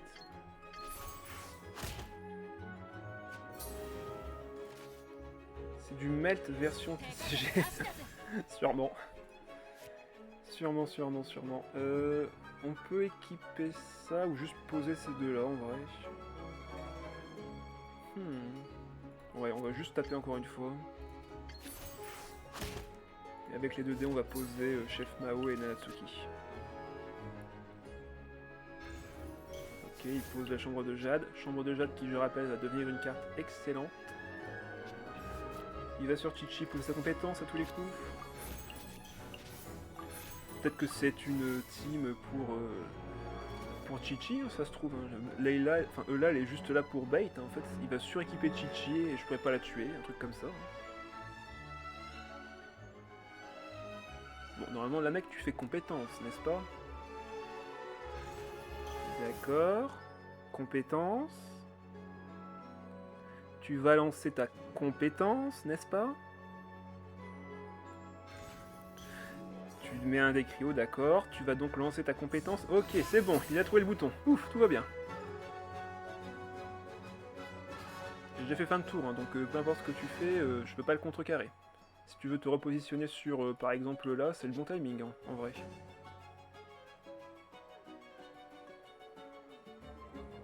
Mais pourquoi il prend autant de temps à choisir son action? Ah, ça y est. Voilà, il va sur là, très bon choix.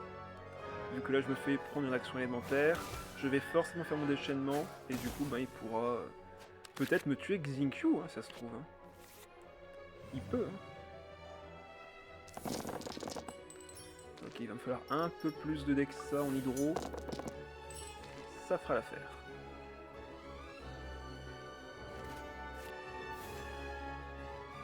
Ça c'est cool, ça coûte du coup plus que 1 ici. On a déjà le... Non, on n'a pas encore le plat, par contre on a l'épée, enfin la lance de Utao. Donc ce tour-ci, on va sûrement aller sur Chongyun, équiper le rêve doré sur lui. Comme ça on pourra taper une fois avec la compétence et équiper l'arme à Utao. Là on va se prendre pas mal de dégâts, ça va piquer. Mais bon, tant que Utao est en vie, tout va bien.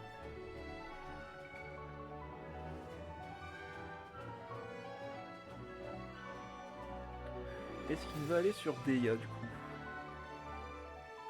Moi c'est ce que je ferais.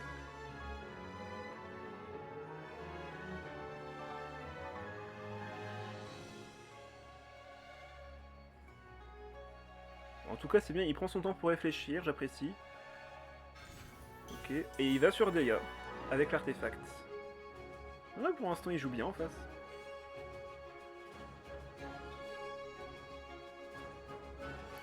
Dès qu'il aura bien sûr joué, peut-être qu'il va me démentir. Non, ok, bon, il réattaque avec eux là. Je pensais qu'il irait sur Deya, mais pas du tout. Donc là, artefact, on récupère 2 dés. On va pouvoir donc taper une fois eux là. Ok.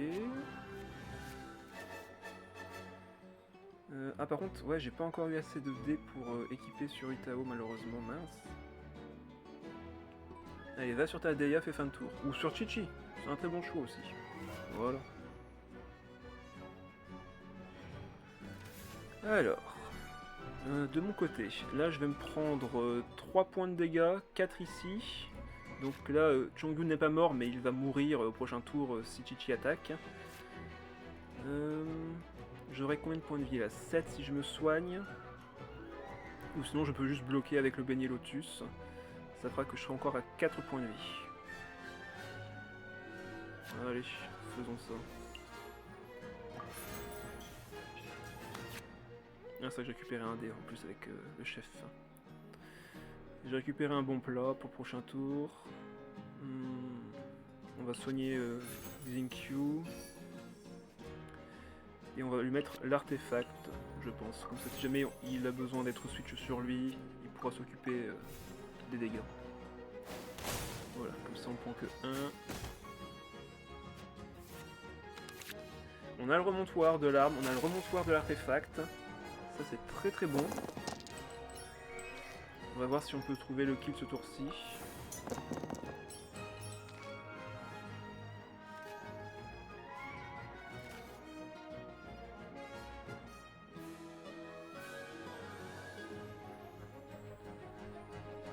Sachant que là maintenant Deia n'est qu'à 6 points de vie, Eula n'est qu'à 5 points de vie.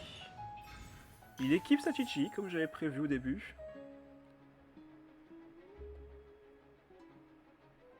Donc là attaque normale forcément.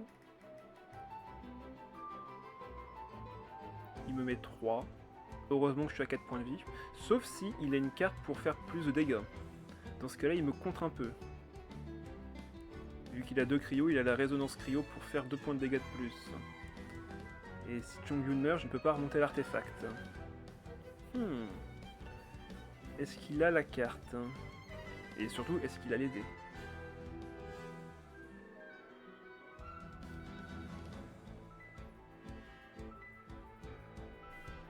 Bon, il réfléchit longtemps quand même, hein.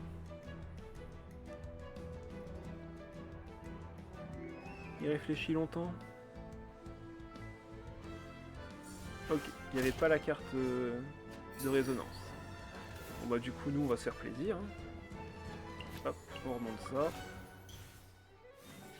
On l'équipe à Utao. On est à 10 dés. On peut aller sur elle. La compétence va me faire aller à 7 dés. Le plat va me faire aller à 7 dés grâce à Chef Mao qui va me regagner un dé. Je pense qu'on peut finir la game sans l'arme. Enfin, on n'a pas eu les boucles d'oreilles, donc on ne pourra pas terminer ce tour-ci, mais on peut déjà affaiblir énormément toute sa team.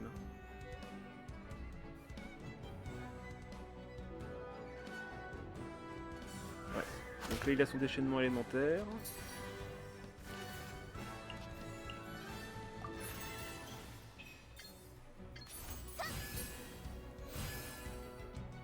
Est-ce qu'il va switcher? Il y a des chances que oui. Là on va enchaîner 3 attaques et on garde ça pour le prochain tour. En fin de tour là on va faire un petit switch sur Xingqiu je pense. Vu qu'on sait que sa carte d'arcane a déjà été jouée, on n'est pas en danger.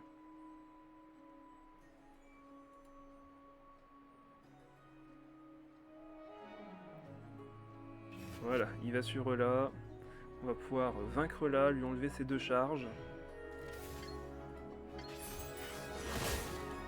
Peut-être pouvoir piocher les boucles d'oreilles du parieur maintenant grâce à la réaction élémentaire, attention. Dommage. Mais bon, ce sera suffisant pour conclure au moins 2 personnages sur 3.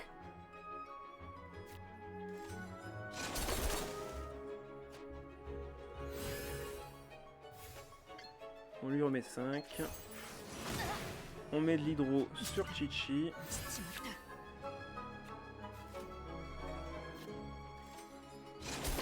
Et ça c'est très bien de mettre l'hydro sur Chi-Chi, ça permettra de la geler au prochain tour. Allez, on va sur Xingqiu et on peut faire fin de tour. On est à 1 point de vie. On pioche encore une carte. Boîte à graines, ça sert à rien. On se soigne avec 20 points de vie. Donc là, la question maintenant est, est-ce qu'il a la carte d'aptitude de Chi-Chi pour amener à la vie ses deux compatriotes? J'aurais pas besoin de Hydro, on va garder du Cryo et du Pyro. Ok, pas mal.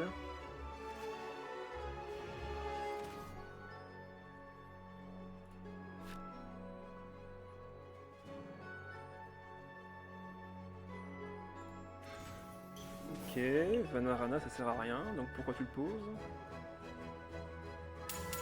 Déchaînement, mais il a pas la carte d'aptitude.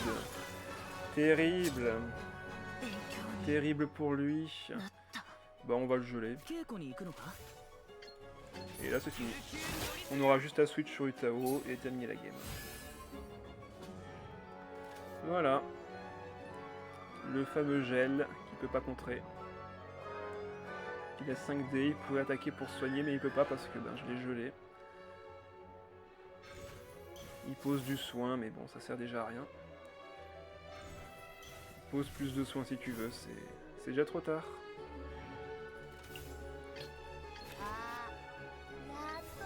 Cette tout pile.